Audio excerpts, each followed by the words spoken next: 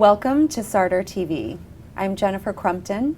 Today I'm joined by David Yoffie, Professor of International Business Administration at Harvard Business School and co-author of Strategy Rules, 5 Timeless Lessons from Bill Gates, Andy Grove, and Steve Jobs. David, welcome. Thank you for inviting me. Thanks for being here. Now, you're a strategy guru at Harvard Business School. Why did you write Strategy Rules, and why right now? I had been studying, working, observing these 3 individuals for more than 30 years. And so I thought this was the perfect opportunity, particularly after Steve Jobs passed away. It gave me an opportunity to look at what I thought were 3 of the greatest strategists of the last 30 years, or maybe of all time. And we now had a complete record. We knew their beginnings, we knew their middle, and we knew their end. So there was never going to be a question of whether this was going to be a story that would become obsolete. What is the central thesis of Strategy Rules? The central thesis is that we can learn from these masters, that the 3 of them were in some ways some of the most significant and important people in the world over the last 25 years or 30 years. They changed the way we think about modern business. They changed the way we think about the modern world. They changed the way we live. And they also generated 3 of the most valuable companies ever to exist on the planet. And therefore, the central thesis was if we can learn from them and learn from their mistakes as well as their successes, that we would hopefully be able to give lessons that everyone be able to implement no matter what kind of company they happen to be participating in. So who exactly would you say is your primary target audience, and what is the big idea that you want them to come away with? The primary audience is anyone who wants to be a better strategist. So it could be an entrepreneur. All 3 of these guys started as entrepreneurs. It could be people who are rising in the organization and want to get attention. Or it could be the CEO of a large multinational corporation, since all 3 of them in the end were running huge multinational conglomerates. And the key idea here is that strategy can be learned, that these 3 individuals were not all great strategists from day one. They made many mistakes along the way, but they learned from their mistakes, they figured out how to do it, and that from that process, that means anyone who's potentially looking at this book and trying to understand what these 3 individuals did may be able to learn the same lessons, learn them faster, and be able to be a much greater strategist at the end of the process. What does it mean to look forward and reason back? So the core of the book's argument is that there are 5 timeless ways to think about what these 3 individuals did. And the first one is what we call look forward and reason back. And the idea of look forward, reason back is like being a chess player or a game theorist, for people who are familiar with game theory, which is that what you need to do to be a great strategist is you need to think 2 or 3 steps ahead down the road, what's going on in the future, and then you want to try to reason back to what I need to do today. The key problem that many managers face is they tend to look backwards. They say, what have I done well in the past, and therefore what do I need to do today? Or what's going on in my world today, and how am I going to solve those problems? But a great strategist actually has to do something different. They have to actually be thinking 2 or 3 steps ahead, both of their industry, of their companies, and as a consequence, give them the opportunity to be investing today in what they can deliver tomorrow. So look forward, reason back is the first rule, and then we divide that into 4 principles. And the principles relate to building a vision for the company, and then reasoning back to the boundaries and priorities that a company needs to do today, to be able to anticipate what competitors are likely to do in the future, and then how to build barriers to entry and switching costs for those vis-a-vis those competitors so other players can't come into their markets, about how do you anticipate customers' needs. It's not just about solving today's customers' problems, but solving the problems that the customers may not even know that they have. And then the critical idea here is how do I then reason back to what I can deliver today, not try to do things that aren't necessarily capable to deliver today. And then finally, the last principle is the idea about thinking about major changes at the industry level, what we call strategic inflection points. Was it Steve Jobs that said a lot of times consumers don't even know what they need or want until you create it for them?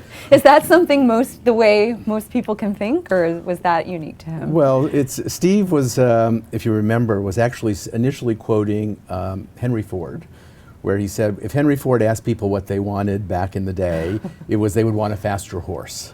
And so if that's the way you think, all you're going to be focused on is delivering the faster horse rather than the new modern car. And in Steve's case, in all of his major product breakthroughs, the question he was asking is, how could you say to someone, for example, you want a multi-touch smartphone? They wouldn't even know what multi-touch is. They wouldn't know how to explain it or describe it. Everyone thought at the time they needed a keyboard. So unless you're thinking about what customers ultimately would like to be able to do with their lives, it's very hard to be able to make the right investments today to get there. How can leaders make big bets without betting the company? So rule number 2 is make big bets without betting the company. And here the concept is you have to be bold. If you want to be a great strategist, you can't think small. Steve Jobs wanted to make a dent in the universe. Bill Gates wanted to create a software industry that didn't exist. Andy Grove wanted to completely restructure the computer industry. They were all thinking very, very big. But ultimately, none of them would have been satisfied with the idea of making these big bets and then potentially putting the company at risk. They were always trying to find ways to ensure that their companies would survive, even if those bets ultimately didn't pay off. And so there were really 3 different ways that they experienced. One was they diversified their bets. So in the case of Bill Gates, he didn't actually bet on going to war with IBM until he had built Office, Microsoft Office, and had a strong second source of revenue that would have allowed the company to be successful no matter whether they won or lost the war with IBM. In Andy Grove's case, he made a bet to be the sole source for the Intel 8386 microprocessor, which meant he was literally committing billions and billions of dollars to be the only provider of microprocessors for the entire world. But he spread those bets over 5 or 6 years, so he never actually put the company financially at risk. In the case of Steve, he made some very big bets. The biggest one probably financially for the company was transitioning from the IBM PowerPC microprocessor to the Intel microprocessor. That was a $1 billion bet when the company was quite small. But again, he waited, he timed his bet. He waited until the iPod was 50% of the revenue of the company. So even if the Macintoshes failed, he would have still had a very successful company with the iPod. You say to think platforms, not just products, and then furthermore, think ecosystems, not just platforms. Tell us a little bit about what you mean. And this is a really important idea in the modern world. It probably doesn't seem very important when we think back in history at a lot of the great companies. But in the technology world in particular, but even in the non-technology world today, companies can ultimately be more successful if they find a way to get other players who are in their business to contribute to their success. And so if you're a platform, it's not just what you do, but it's what everyone else does around you in order to potentially build your business. So if you think back in history, it's almost always the great platform, not the great product that wins. So for example, think about the old video recorder business. Everybody in the old days thought that Betamax was going to be the winner, but the VHS standard won, even though it was not as good of a product. It just had better software, in that case content, on their platform, and more of it. I think everybody would say that the Macintosh was a better product than a DOS-based PC for 10 years. But the DOS-based PC won because they had all the software. That was the platform.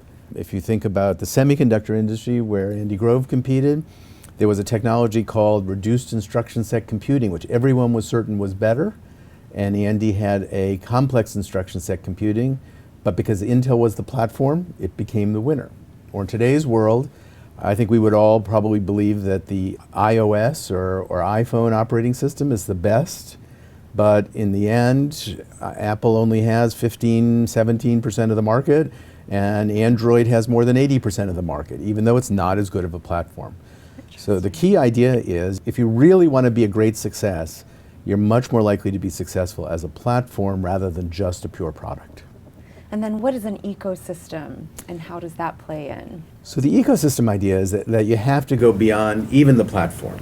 That in many cases your success depends on other parties who are potentially important to the success of your business that you don't necessarily control. And that's the key idea, that you've got to be able to manage things beyond your control. So for example, if you think about the computer business, where both Microsoft and Intel were playing their game, the old days of computers, it may be hard to remember today, it was almost impossible to connect a peripheral to a PC. It required incredible amounts of effort, and the software often didn't work.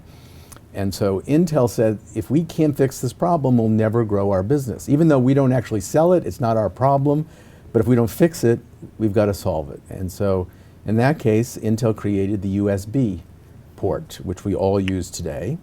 And the idea was that made it easy to plug and play a computer. And so by thinking much more broadly beyond just the particular product that you sell, you potentially create a much better ecosystem that enables you to then sell more products, grow the business, and ultimately become more successful. The whole theory of an ecosystem is, how do you grow the pie? How do you make the entire pie better? And Intel did many of the current innovations in the current PC, but they gave it away because they felt it would grow the entire pie for computers. What is the significance of playing both judo and sumo in your efforts to drive your organization? So the fourth rule of strategy rules is that you can't only be good at the high level strategy if you want to be a great success.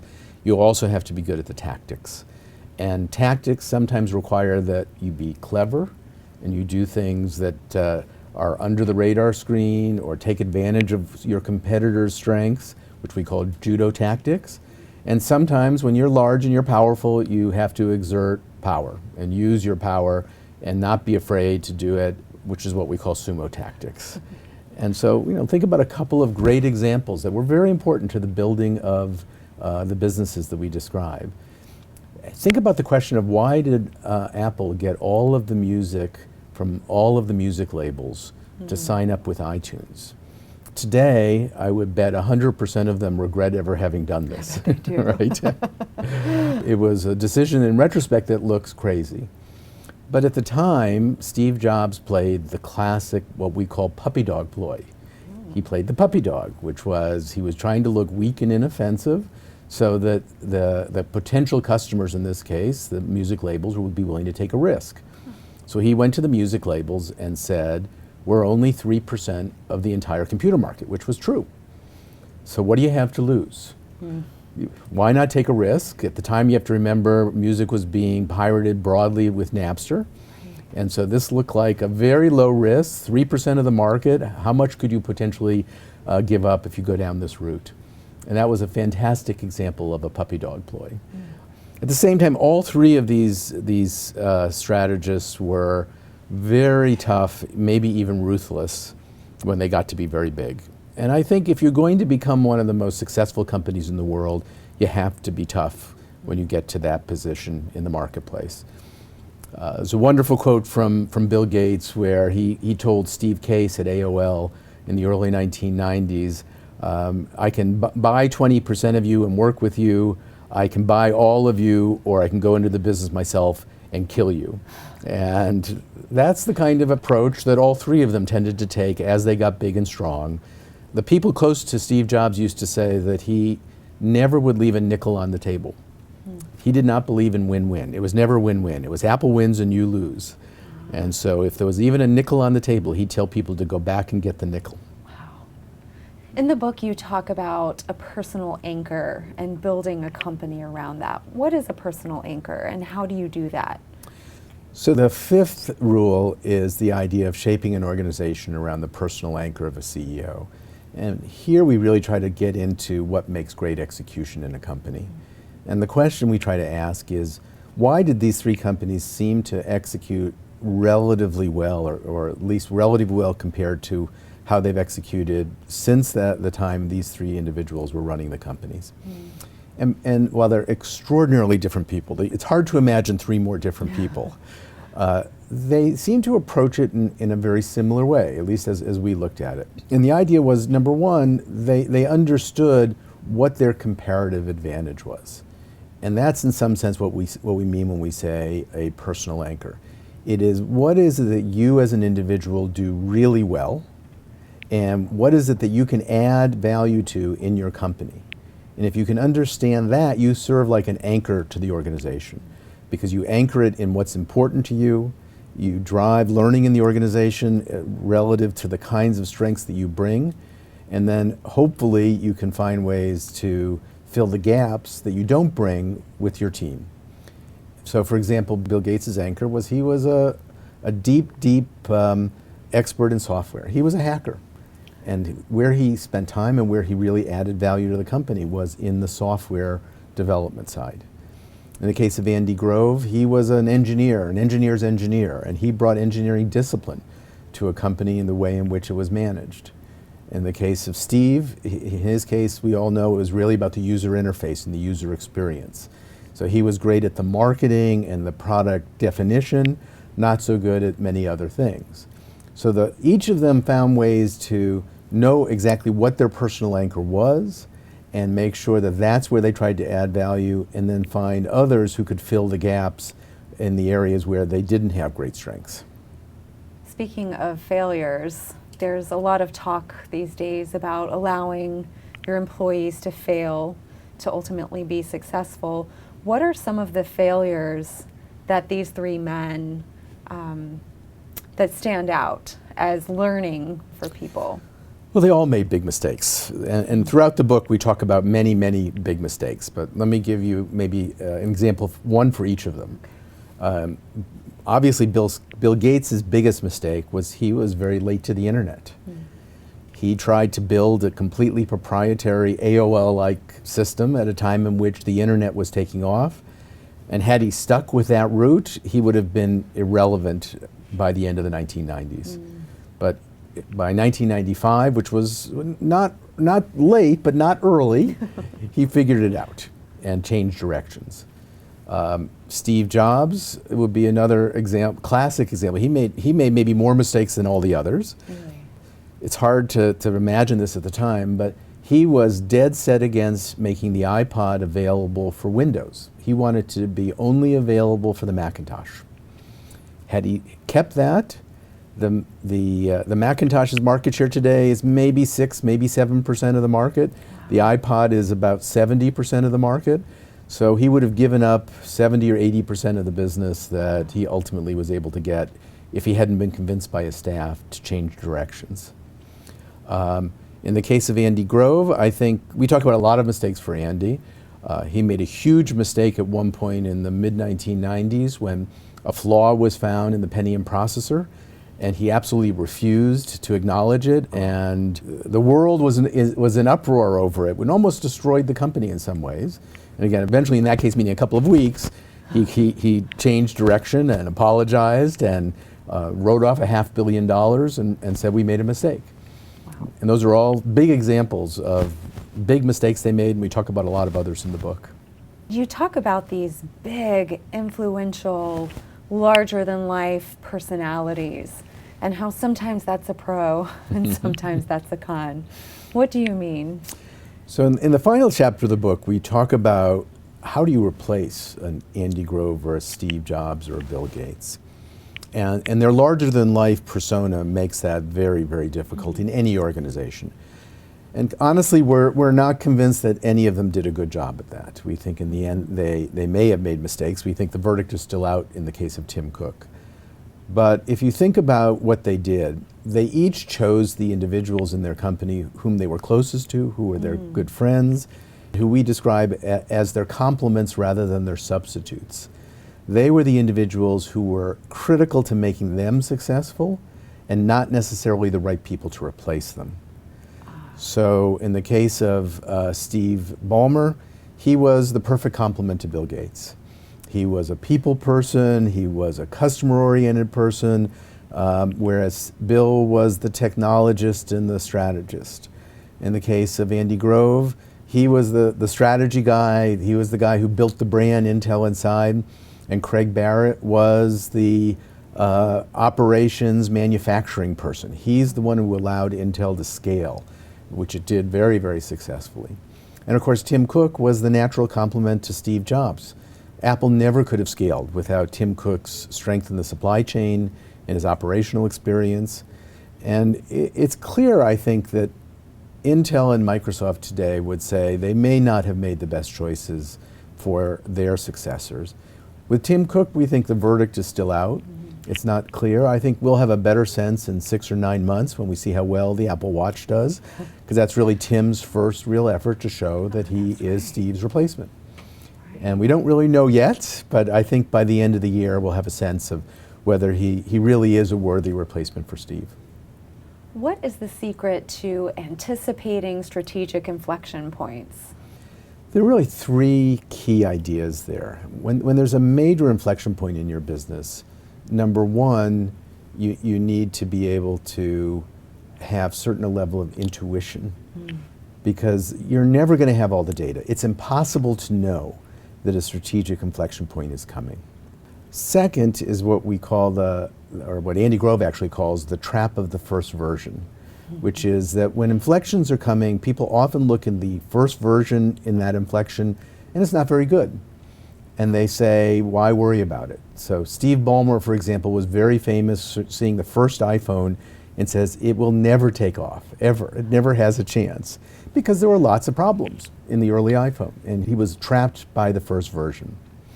And I think that the third critical thing to thinking about strategic inflection points is you have to be constantly on the alert, and honestly a little paranoid. That people who are not paranoid, who are so sure that their business is stable and will never change, are always putting themselves at risk.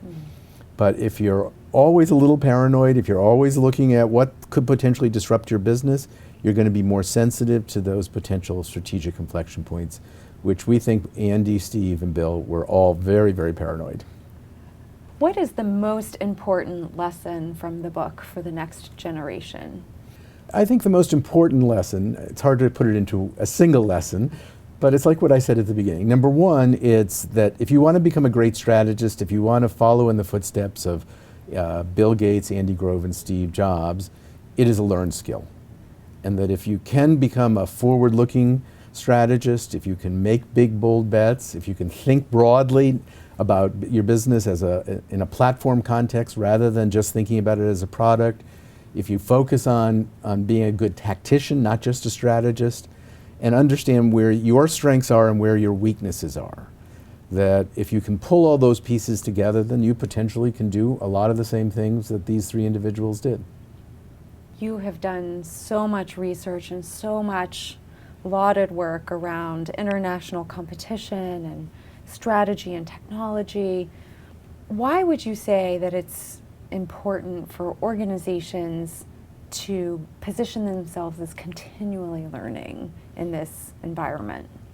Well, I focus, as you said, on the technology world. And if you look at the technology world, there are firms like Intel, Microsoft, and Apple, which have built very strong positions that last for decades. But if you looked at 99% of the firms in those worlds, those are firms that are constantly facing disruption, that are constantly changing, and that if you aren't able and willing to aggressively evolve your model over time, you'll be left behind. In fact, even in the cases of Intel, Microsoft, and Apple, we argue that part of their success was the ability of Steve and Bill and Andy to learn, and that they all learn new things and have very specific mechanisms and ways of learning new things that, again, people can hopefully learn for themselves how to do it better. Thank you so much for being with us today, Professor Yoffie. Thank you for having me. Sure. This has been Starter TV. I'm Jennifer Crumpton, here with David Yoffie. Thanks for joining us, and we'll see you next time.